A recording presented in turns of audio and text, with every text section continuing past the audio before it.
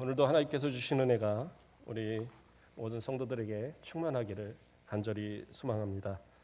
오늘 말씀의 제목은 서로 사랑하라, 너희도 서로 사랑하라 라는 제목으로 함께 은혜 받는 시간 되길 바랍니다. 추석이 이제 추석 연휴가 내일부터 시작입니다. 믿지 않는 사람들은 어제부터 이제 연휴로 보고 이제 이리저리 이동을 하는데, 또 그리스도인들은 하나님 앞에 예배 드리는 이 일이 또 중하기에 주일을 지키고 또 명절을 지킵니다. 물론 성도들 가운데에 또 다른 지역에 멀리 있어서 먼저 출발한 분들도 있을 줄 압니다. 그러나 그곳에서도 하나님 앞에 예배 드리는 일에 있어서는 소홀하지 않을 줄 알아요. 어쨌든 우리 순천 가곡교회 모든 성도들 또 가정마다 추석의 명절에 또 하나님의 주시는 평안함이, 그리스도의 사랑이 풍성하기를 주님의 이름으로 축원드립니다. 명절을 지내고 나면 TV에 매스컴에 자주 들리는 그런 뉴스들이 있습니다. 좋은 미담들이 들리는 것이 아니라 가정의 불화로 인해서 다툼이 크게 일어났더라, 무슨 칼부림이 났더라, 그런 참 안타까운 일들이 많이 나타납니다. 그래서 오늘 말씀을 준비하면서 왜 가정의 그러한 모습들이 1년에 한두 번 겨우 만나는데 왜 그러한 모습들이 나타나는가, 또 어떠한 모습으로 사는 것이 진짜 하나님 보시기에 아름다운 가정의 모습인가를 말씀을 통해서 우리가 함께 살펴보고자 합니다. 오늘 읽었던 본문은 예수님께서 직접 제자들에게 말씀하시면서 새 계명을 너희에게 주노니 서로 사랑하라 이렇게 말씀하고 계세요. 이것은 그리스도인으로서 당연한 그러한 의무고, 또 모든 율법을 완성하시는 예수님의 그 계명, 그 계명이 바로 사랑의 계명, 새 계명이잖아요. 그 계명을 지키는 것은 당연한 우리 모든 성도들의 의무입니다. 그런데 문제는 뭐냐? 세상 사람들에게는, 교회 안에서는 사랑해야 되고 아끼고 그런 모습들이 잘 이루어지는데 가정에선 그게 잘 안 되는 경우가 많이 있어요.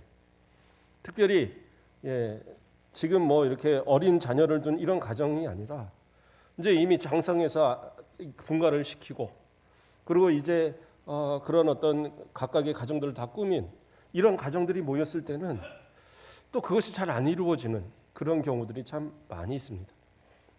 물론 명절 때 이렇게 모이는 것과는 좀 다른 얘기지만, 제가 그 장례식 같은 데를 이렇게 집례를 하면 그래도 교육자 생활을 오래 하다 보니까 장례식 집례를 참 많이 했어요. 많이 했는데 그 가운데 보면 제가 꼭 하는 얘기가 있어요. 제가 장례식을 여러 번 집례하면서 깨달은 바가 있어서 꼭 마지막에 한 번 정도는 꼭 하는 얘기가 뭐냐? 형제들끼리 절대 싸우지 마라. 부모님 돌아가시고 그 뒤에 절대 재산 갖고 이렇게 저렇게 싸우지 마라.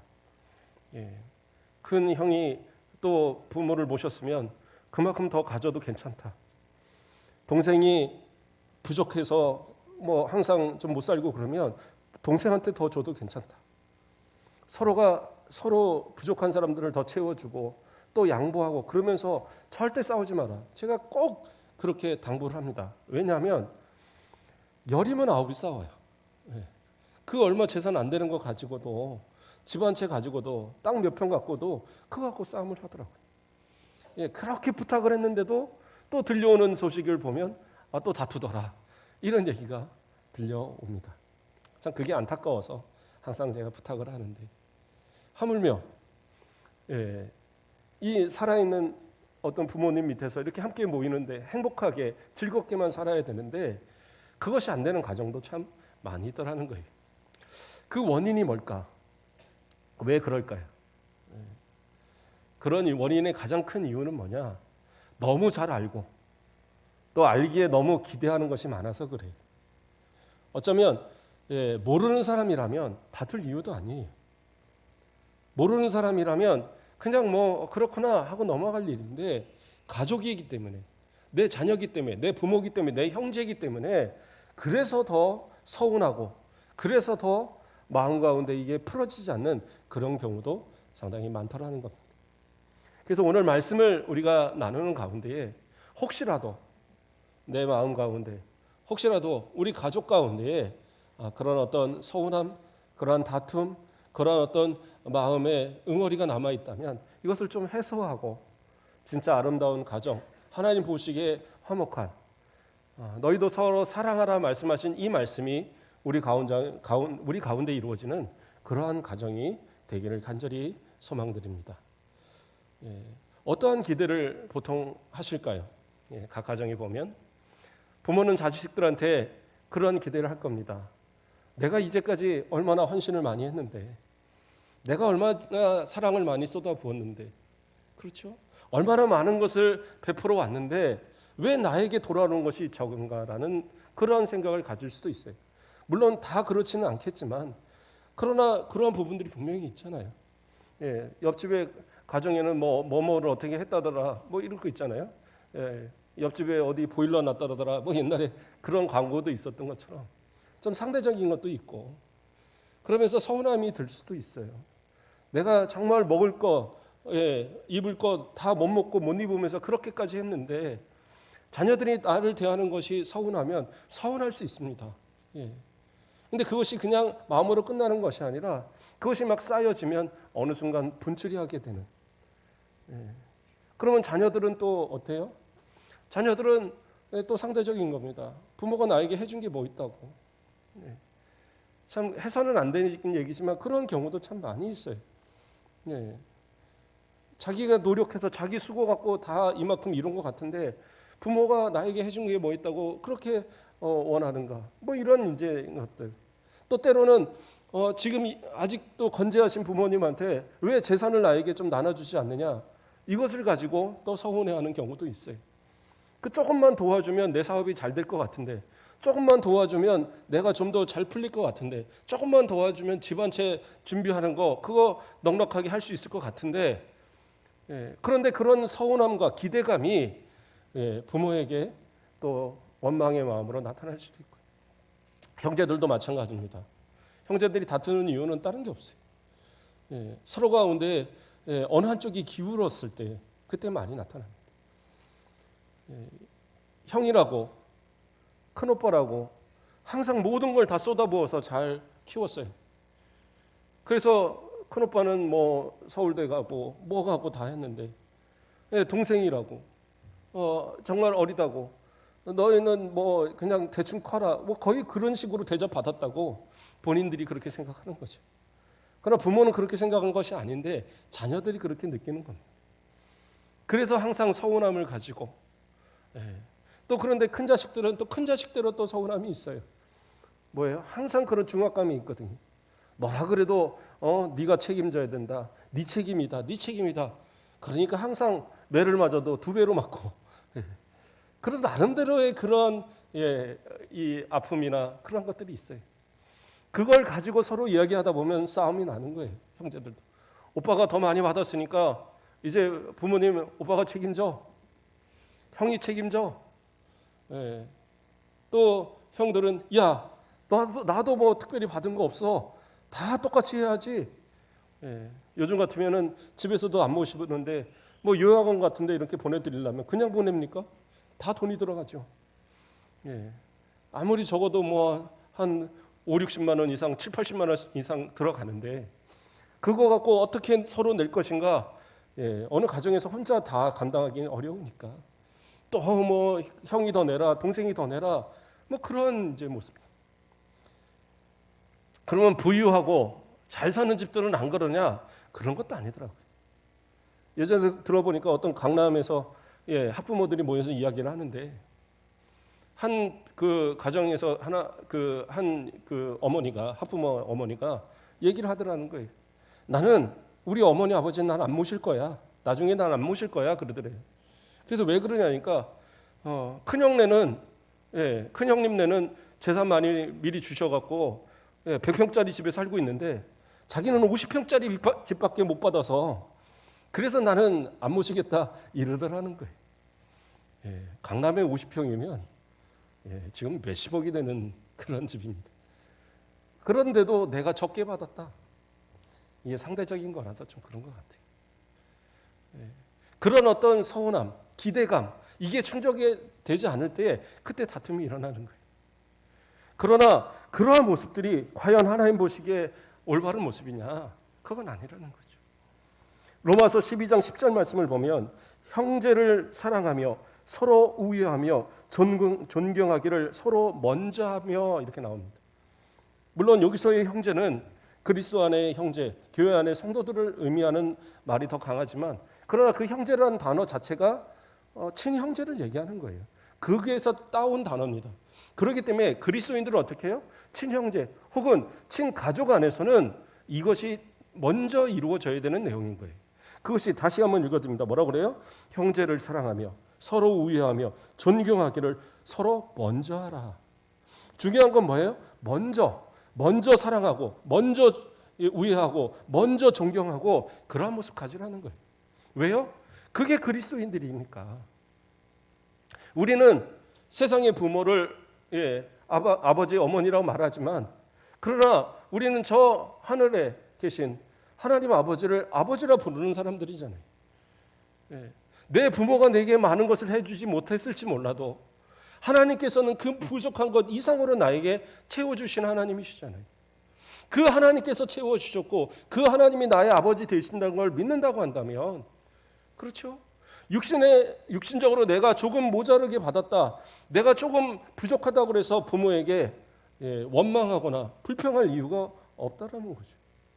내가 불평하고 불만한다는 건 뭐예요? 내가 부족하다는 얘기인데 그 부족함을 원망한다는 건 뭐예요? 그건 하나님을 원망하는 거예요. 하나님께 구하는 사람들에게 하나님 모든 좋은 것으로 다 주시는 하나님이신데 그 좋은 것을 받아 누리면서도 내 육신의 부모에게 내가 받지 못한 것으로 인해서 원망하고 불평한다? 그러면 그것은 뭐가 잘못된 것이잖아요. 그렇잖아요. 마치 내가 어머니한테 용돈을 받았어요. 그런데 아버지가 나한테 용돈을 주지 않았다고 아버지를 원망하는 것과 똑같은 얘기인 거예요. 말이 안 되는 거잖아요. 하나님께서 나에게 풍성한 사랑으로 풍성한 은혜로 모든 좋은 것으로 채워주시는 그 아버지이심을 믿는다면 그 하나님 채워주신 것만으로도 나의 삶은 감사가 되어야 되고 그것이 감사라면 내 부모에게 그 받은 사랑 그것이 내 마음에 흡족하지 않을 수 있지만 그러나 감사하고 사랑하고 존경하고 그것을 먼저 내가 행해야 되는 것은 당연하다는 사실. 뿐만 아니라 형제들 간에도 마찬가지입니다. 서로에게 먼저 존경하시면 돼요. 먼저 사랑하시면 돼요. 그렇죠? 혹시 상대가 나에게 좀 뭔가 원망의 마음이 있고 불평의 마음이 있다. 그러면 딱 한마디면 돼요. 미안하다. 내가 잘못했다. 오빠 미안해. 형 미안해. 내가 잘못했어. 이 말 한마디면 해결될 일을 그거 하나를 못하니까 해결이 안 되는 거예요. 내가 먼저 용서도 내가 먼저 해버리는 거예요. 나한테 뭐 사과를 하든 안 하든 그것도 관계없고 세상 사람들한테도 원수도 사랑하라고 말씀하고 그 말씀을 지키는 우리들인데 하물며 내 형제를 향하여서 용서 못할 일이 뭐가 있겠어요? 뭐 죽일 일이 있겠고 뭐가 살릴 일이 있겠어요? 그냥 용서하면 되잖아요. 우리 가족은 원수가 아니라서 용서를 못해요. 아니 그게 아니잖아요. 원수도 사랑하라는 것은 원수만큼 그 원수를 사랑할 수 있다면 나머지는 다 사랑할 수 있다는 얘기예요. 그러므로 때로는 좀 서운함이 있어도 하나님이 내 아버지시기 때문에 그 하나님을 믿는다면 그 믿음으로 먼저 사랑하고 먼저 용서하고 먼저 베푸는 그러한 모습들을 가져보란 말입니다. 그게 중요해요.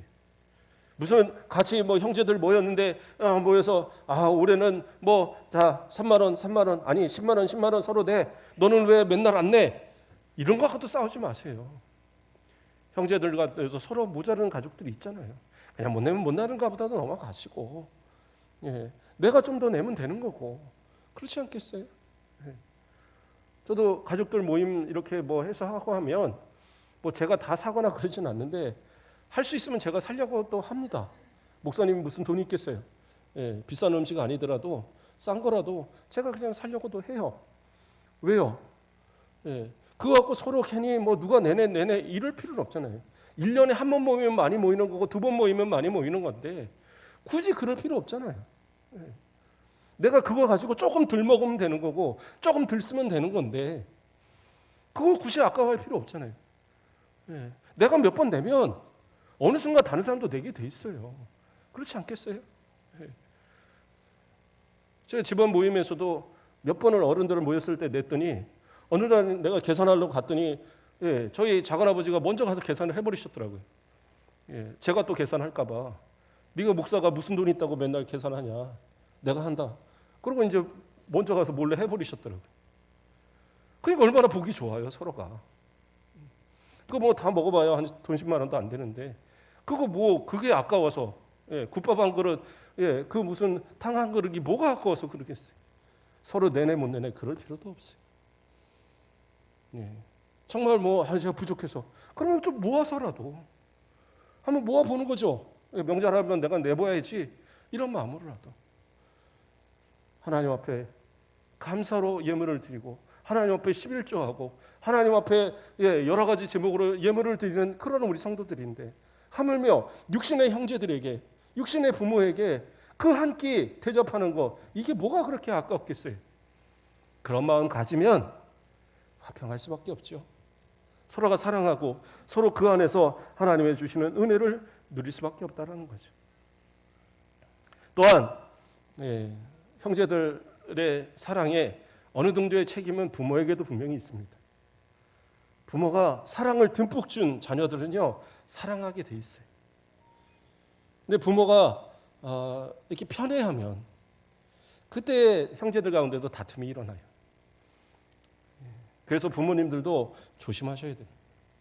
지금부터라도 우리나라 속담에 뭐 그런 거 있잖아요. 미운 자식 떡 하나 더 준다. 뭐 이런 얘기들. 오히려 내가 좀 그 소외시킬 만한 이런 사람이 있으면 그 사람한테 더 잘해줘야 돼요. 자식들도 뭐 키우다 보면 내 마음에 드는 자식이 있죠. 그러나 그 자식 하나 내가 더 귀하게 여기면 나머지 자식들에게 마음에 대못 박는 경우도 생긴단 말이에요. 모두가 이해하겠지?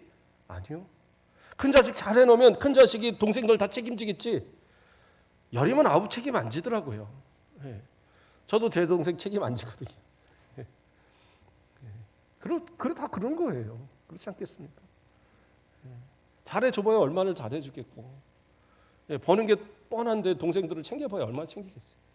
차라리 똑같이 잘 해주고 그런 게 중요한 것 같아요. 요셉을 예로 들어보겠습니다.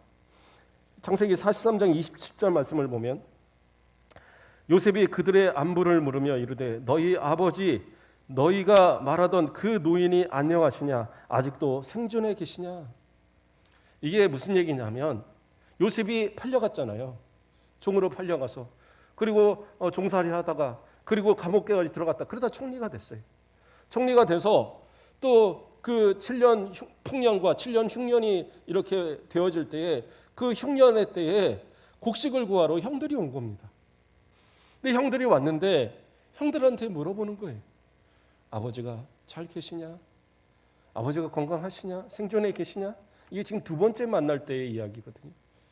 그때도 계속 얘기를 하는 겁니다. 요셉의 마음에는 아버지의 사랑이 있었어요. 물론 요셉이 팔려갔던 이유가 하나님의 계획 가운데 있었음을 알고는 있지만 그러나 형제들 가운데는 미움을 받았어요. 왜 미움을 받았어요? 아버지가 그 11형제, 그때까지는 11형제죠. 11형제 가운데에 그렇죠? 물론 그 밑에 베냐민도 있었지만 베냐민은 아주 어린 아이였으니까. 그 11형제 중에 그 막내 베냐민을 뺀 막내인 이 요셉한테 채색옷을 입히고 그 당시 채색옷이라고 한다면 뭐냐면 이렇게 긴 소매 옷인데 이게 뭐냐면 지도자 그런 어떤 관리인들에게 입히는 옷이거든요. 그러니까 그만큼 좋은 옷, 귀한 옷을 이 요셉한테만 입힌 거예요. 그러니까 얼마나 형들이 미워했겠어요. 아버지 사랑. 그리고 이제 그 실바하고 비라의 그러니까 첩들의 자식들이 함께 양을 칠 때에 형들이죠. 그 형들이 뭔가 이제 나쁜 짓들을 했던 거예요. 그러니까 그거를 갖다 또 일렀어요. 그러니까 아버지한테 죽도록 혼난 겁니다, 형들이. 그러니까 이 동생 이 요셉이 싫을 수밖에 없어요. 근데 요셉은 자기가 뭐 형들을 어떻게 골탕 먹이거나 그런 마음은 아니거든요. 그냥 성실하게 자기 일을 했던 것뿐인데, 그러나 아버지가 편애했다는 이유 때문에 형들한테 미움을 받고 결국에는 그 동생을 갖다 팔아버리는 말도 안 되는 상황이 일어나는 거예요. 그래도 어쨌든 아버지의 사랑을 받았던 요셉은 아버지를 기억하는 거예요. 그 험난한 세월을 지나고 총리가 된 뒤에 형들을 만나봤을 때 형들을 향하여 복수하기보다 먼저 생각나는 게 아버지예요. 아버지 건강하신가? 아버지 생존해 계신가? 이게 중요했어요. 아버지 때문에 형제들을 용서한 거예요.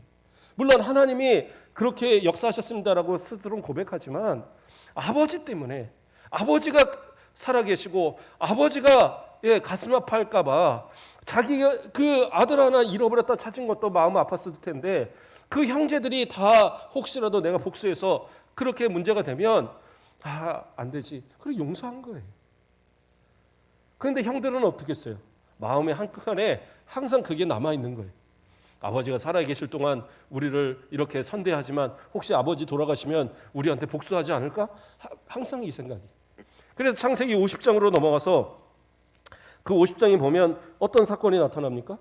그 형들이 아버지가 돌아가신 뒤에 그 요셉한테 와서 그냥 납작 엎드려서 얘기합니다. 뭐 요셉아 이것도 아니에요. 내 주여 막 이런 식으로 그러면서 고백하는 게 뭐냐? 아버지께서 살아계실 때 우리한테 복수하지 말라고 그러지 않았습니까? 이거부터 말을 해요. 그러니까 요셉이 막 눈물을 펑펑 흘리면서 아니라고. 내가 왜 복수하냐고. 하나님이 우리를 다 이렇게 도우시려고 나를 먼저 보내신 것뿐이다. 난 그렇게 생각한다. 당신들과 당신의 자녀들을 내가 책임지겠다. 이러면서 끝을 나는 그런 장면이 나옵니다. 요셉은 하나님의 사랑을 풍성히 받았기 때문에 형제들도 용서할 수 있었고 또 아버지의 사랑을 기억하기 때문에 형제들도 용서할 수 있었던 거예요. 물론 편애로 받은 사랑이지만 그러나 우리 성도들이 정말 내 자녀들을 향하여서 공평하고 정말 사랑으로 풍성하게 각각의 사랑을 느끼게 해준다면 그것이 뭐 많은 것을 주어서 뭐 좋은 옷을 입히고 좋은 것을 먹여서가 아니라 사랑을 주고 있다는 것을 느끼게만 해준다면 그들이 서로 사랑하지 않겠어요? 그들이 나중에 부모를 향한 존경의 마음을 갖지 않겠어요? 그러나 그러한 사랑이 부족할 때에 그런 모습도 나타나는 거예요. 그러면 어떤 분들은 얘기할 겁니다. 저는요 사랑 정말 많이 줬습니다. 나는 못 먹고 못 입어도 우리 자식들 좋은 거 입히고 먹였고 나는 정말로 많은 거 다 했는데 그런데 이 자식들이 그걸 모릅니다. 모르는 이유가 있어요. 뭐예요? 그 자녀들에게 효도하는 법을 가르치지 않아서 그래요. 그것도 가르치셔야 돼요. 안 가르치니까 모르는 겁니다. 그러니까 맨날 받는 것만 알아갖고 부족해서 내놓으시오. 뭐 맡겨놓은 거, 은행에 맡겨놓은 것처럼 그렇게 말하는 거예요. 우리가 새벽에도 살펴봤던 말씀 중에 하나입니다. 디모데전서 5장 4절을 보면 만일 어떤 과부에게 자녀나 손자들이 있거든 그들로 먼저 자기 집에서 효를 행하여 부모에게 보답하기를 배우게 하라. 이것이 하나님 앞에 받으실 만한 것이니라. 이것이 하나님 앞에 받으실 만한 것이니라. 뭐예요? 부모에게 효도하도록 그렇게 하는 것. 그렇게 효도하는 것이 하나님이 받으신다라는 거예요. 그러니까 왜요? 하나님께서 계명 가운데 명령하셨잖아요. 내 부모를 공경하라고. 공경하는 자녀에게 하나님께서 복을 주시는 거예요. 장수의 복도 주시고 물질의 복도 주시고 삶의 풍요로움도 채워주시거든요. 분명히 하나님이 약속하신 그런 계명인데 근데 자녀들이 지키지 못하면 어떻게 해요? 받을 복이 없잖아요. 내가 많은 거 쏟아 부었는데 그런데 정작 하나님 앞에 복을 받지 못한다면 그러면 무슨 의미가 있습니까? 내가 언제까지 책임질 거예요? 나 죽고 나서도 그 자녀들 책임질 겁니까? 그 손주들까지 책임질 수 있어요? 못하잖아요. 얼마나 많은 재산을 내가 남겨줘서 가능하겠습니까? 물론 뭐 한 몇 조나 돼서 막 그렇게 막 자손 만대에 쓰도록 나눠준다면 모르겠는데 그럴 우리 가정들 아니잖아요. 재산들 얼마나 계세요? 뭐 몇십억 갖고 계십니까? 뭐 그 정도 계산하면 됩니다. 이럴 수도 있겠지만 그렇다고 그게 과연 얼마나 되겠어요? 요즘 같으면 서울에 집 한 채밖에 안 되는 가격인데 하나님께서 정말 주신 복을 누리도록 가르쳐야 되는데 그것 중에 하나가 뭐냐? 부모를 공경하고 효도하도록 만드는 거라는 거예요. 그래서 초대교회에는 참가부라는 제도가 있어서 아무도 이 봉양할 만한 그러한 그 사람이 없이 홀로 됐는데 신앙이 너무 좋아요. 믿음도 너무 좋아요. 그 젊을 때에 너무나도 봉사를 많이 했어요. 그러면 그 사람을 참가부로 해서 교회에서 남은 여생을 헌신하면서 그렇게 신방하면서 그러면서 살도록 하는 그런 제도가 초대교회는 있었어요. 그런데 모두가 대상이 되는 게 아니라 가족들이 있다고 한다면 그 가족들이 있는 그 과부는 아무리 그가 열심을 다했고 교회에서 봉사를 했고 나이가 많고 해도 그 가족들이 책임지라는 거예요. 그러면 뭐 교회가 책임질 마음이 없어서가 아니라 그 가족들이 그 효도하는 것을 배워야지, 그래야지 복을 받으니까, 그래야지 하나님께 복을 받을 수 있으니까 그렇게 하라는 거예요. 그러니까 효도도 가르치라는 거예요. 옛날에 어떤 가정에서, 옛날에는 집에서 잔치했잖아요. 그 결혼식 같은 거 이렇게 하고 하면 집에서 잔치를 합니다. 돼지도 잡고, 예, 뭐 큰 집 뭐 이렇게 돈 많은 집들 소도 잡고 막 해서 이렇게 잔치를 해요. 그런 사람들이 다 와서 그 고기들을 먹고 이렇게 하는데 그 어머니가 아들 잔치에 열심히 나가서 일만 하는 거예요. 그러니까 아들 친구들이 여보게 그 어머니도 고기 좀 드시도록 일로 와서 드시게 하시지. 그러니까 아들이 하는 말이 뭐라 그러느냐? 우리 어머니는 뼈다구만 좋아해.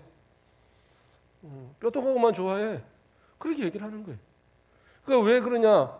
어렸을 때부터 뼈다구만 좋았다고 고기는 자기를 주고 어머니는 뼈만 먹었다는 거예요. 그러니까 어머니는 나중에 뼈만 모아다 드리면 돼. 야, 자식이 이러는 거예요. 그 어머니는 거기서 기가 막혀도 그래, 나는 뼈만 좋아해. 이 뼈가 얼마나 굴 파먹으면 얼마나 맛있는데 그러고 있는 거예요. 제가 이 얘기를 설교를 했더니 예전에 어떤 분이 와서 저한테 얘기하더라고요. 저는 어머니가 진짜 뼈만 좋아하는 줄 알았어요. 그러더라는 거예요. 진짜 본인이 저한테 얘기를 하는 거예요. 우리 어머니가 뼈만 좋아하는 줄 알았다고.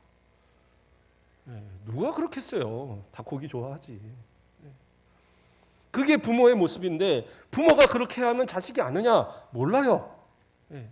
그러니까 내 자식이 나에게 효도하도록 가르치셔야 돼요. 그렇다고 무슨 뭐 무조건 나 효도해 이렇게 해서 강압적으로 하라는 의미가 아니라 가르칠 수 있을 때 가르칠 줄 알아야 돼요. 내 생일이 언제인지도 가르쳐 주셔야 되고, 그렇죠? 때로는 선물하라고 어린 자녀 있는 분들은 그때 되면 용돈도 더 주세요. 저도 기억해 보니까 저도 못 사는 집이었지만 어머니가 왠지 어머니 생신 때에 가까우면은 용돈을 더 주시더라고요. 그러면 그거 가지고 가서 그 뭐 양품점이라고 그러죠 옛날에. 거기 쫓아갑니다. 가면은 팬티고 뭐고 이런 거 쫙 있어요. 그럼 가서 제일 큰 거 주세요. 그러면 맞아요. 그래서 그거 이렇게 사고. 제가 이제 성년이 돼서 언젠가 아버지하고 같이 어머니 선물 사러 갈까요? 그랬더니 그래? 아버지가 처음으로 따라가시더라고요. 그때는 돈이 좀 있으니까 가방 하나 사드릴까요? 메이커도 아니고 그냥 그 잡화점에 있는 가방이지만 이것저것 고르면서 이거 어머니 어울릴 것 같은데요. 그러니까 저희 아버지 하신 얘기가 야, 너하고 이런 거 사보니까 재밌다. 아버지가 생전 어머니 뭐 선물하는 걸 못 봤는데 그럼 이거 아버지가 했다고 그러고 하실래요? 했더니 좋다. 그러고 이제 그거 들고 하시더라고요. 해보는 것도 그렇잖아요. 어려서부터 해버릇하면 하게 돼요. 그러나 해보지 않으면 못합니다. 왜요? 자녀들도요. 자기 버는 돈이 뻔하기 때문에 아까워요. 이 사랑은 내리사랑이라서 자기 자식한테 베푸는 것은 아깝지 않은데 부모에게 하는 것은 아까울 때가 있단 말이에요. 진짜 솔직한 얘기입니다. 제가 아버지 돌아가시고 가장 후회했던 것이 뭐냐. 아버지가 돌아가실 때 신고 계셨던 구두가 제가 길거리에서 5,000원 주고 사드렸던 구두였어요. 아버지한테 전화했어요. 아버지, 이 5,000원짜리 구두를 파는데 저하고 아버지 하나씩 사갈까요? 그래, 사와라. 그래서 제가 구두를 사갖고 아버지 거하고 제 거를 가지고 갔어요. 근데 제가 구두를 신어보니까 너무 딱딱하고 아파서 못 신겠는 거예요. 그래서 저는 안 신었어요. 근데 아버지가 돌아가셨을 때 그 신고 있는 신발을 보니까 그 신발이더라고. 좋은 거 하나 좀 사드릴 걸. 그런 마음. 자식한테는 그냥 뭐라도 좋은 거라도 다 사고, 뭐 장난감도 좋은 거 사주려고 하고, 예, 뭐든지 좋은 거려고 다 하려고 하면서, 아, 내가 부모에게는 못했구나. 그걸 한동안 되게 마음이 아파했어요. 그랬더니 저희 아내가 그러더라고요. 그거 얼마나 한다고 좀 좋은 거 좀 사드리지 그렇게 후회하고 사냐고. 그게 자녀의 모습이더라고요. 그래서 가르쳐 주셔야 돼요. 나도 좋은 거 먹을 줄 안다. 나도 좋은 거 입을 줄 안다. 나도 좋은 거 신을 줄 안다. 가르쳐 주셔야지. 그래야지 아는 겁니다. 자식은 몰라요. 나중에 우리 권사님들의, 우리 집사님들의, 우리 장로님들의 나이 됐을 때 그때 후회하는 거예요. 아이고. 그런데 그때는 또 늦은 거잖아요. 그러니까 지금이라도 가르쳐 주셔야 되는 거예요. 그럼 우리 연세 있으신 분들은 어떻게 하느냐? 그래요. 이번 명절에는 좀 자녀들이 좀 올란지 모르겠습니다. 모이게 되면 뭐 다 니네들 다 뭐 손 댈 필요 없다. 그리고 다 준비해 놓고 먹고만 가라. 이러지 마세요. 재료들 다 준비해 놓고 야, 오늘은 니네들이 좀 차린 것 좀 먹고 싶다 하면 차려봐라. 예, 그러면 또 며느리들만 고생하잖아요. 며느리 시키지 말고 아들들 갖다가 시키세요. 예, 큰아들아 오늘은 네가 전 좀 부쳐라. 예, 둘째야 네가 오늘은 송편 좀 빚어봐라. 하든 못하든 시켜보는 거예요. 그리고 그걸 먹을 때 맛나게 드세요. 우리 아들이 해줘서 나 참 맛있게 먹구나. 우리 둘째가 해줘서 맛있구나 하고 먹으면 되는 거예요. 예. 손주들한테도 그 모습 보여주고 예. 그러한 모습들이 되어질 때에 예, 자녀들이 부모의 사랑을 알고 그 사랑을 바탕으로 형제들 가운데도 사랑하는 거예요. 예. 그러한 사랑의 모습들을 가르쳐가는 것 그것이 진짜 예, 성도다운 하나님의 사랑을 받은 성도들의 모습이다라는 겁니다. 다시 로마서 12장 10절을 한 번 더 봉독해 드립니다. 형제 사랑하며 서로 우애하고 존경하기를 서로 먼저 하며 형제들 가운데서도 그렇죠? 서로가 서로 먼저 존경하고 사랑하라. 그게 중요한 거예요. 하나님께서 우리에게 베푸신 그 사랑을 생각한다면 그 사랑으로 베풀어야죠. 그러니까 이제까지 쭉 얘기했지만 부모님의 마음을 좀 이해하시면 그게 가능해요. 그렇지 않습니까? 아까 속담 얘기를 했지만 우는 아이 젖준다라는 얘기도 있잖아요. 때로는 필요한 아이한테 먼저 주게 될 때가 있어요. 지금 당장 필요한 아이한테 먼저 주다 보면 나중에 밑에 아이들한테는 조금 모자랄 수도 있어요. 그렇다고 해서 부모가 사랑이 없어서가 아니잖아요. 누구라도 다 똑같은 사랑을 갖고 있지만 그러나 더 표현하는 그 자식한테 좀 더 갔을 뿐이에요. 그렇다고 부모가 이렇게 뭐 서로 차별하고 그런 건 아니고 큰아이한테 더 잘했던 이유는 둘째, 셋째 책임지라고. 나중에 나 몰라라 할 줄 누가 알겠어요. 예, 그러나 그때의 마음은 그랬다라는 거예요. 그것도 이해해 주셔야 되고. 예, 내가 죽고 나면 큰애가 잘 돼야지 동생들 책임질 거 아닌가. 이게 이제 그 부모의 마음인데 이렇게 장수하실 줄 어떻게 알았어요? 예, 또 이제 그런 여러 가지가 있죠. 예, 하나님 앞에서 예, 부모가 나에게 준 사랑 결코 작지 않았다는 사실을 좀 깨닫고 예, 내 형제들을 향하여서 내가 먼저 하나님의 사랑 받은 만큼 내가 조금 먼저 그 사랑을 베풀어 가면 그러면 형제 안에 우애가 있게 되고 그 사랑을 인해서 부모의 마음이 기쁘고 어떠한 많은 것을 주는 그런 효도보다 형제들 가운데 서로 우애 있고 사랑하는 그러한 가정 보면 그런 부모가 가장 뿌듯하고 기쁨을 얻는 거예요. 그러므로 형제 간에 서로 사랑함이 있어야 된다는 사실. 오늘 본문의 말씀을 다시 살펴봅니다. 새 계명을 너희에게 주노니 서로 사랑하라. 내가 너희를 사랑한 것 같이 너희도 서로 사랑하라. 너희가 서로 사랑하면 이로써 모든 사람이 너희가 내 제자인 줄 알리라. 하나님이 우리를 사랑하신 것 같이 너희도 사랑하라고 얘기하는 거예요. 하나님이 우리를 사랑하셨다고 믿는다면 내가 그 하나님을 아버지라고 믿는다면 서로 사랑해야 되는데 누구에게? 내 부모에게, 누구에게? 내 형제들에게 먼저 사랑하시길 바랍니다. 그 사랑이 바탕이 되어야지 원수도 사랑하고 이웃도 사랑할 수 있는 거예요.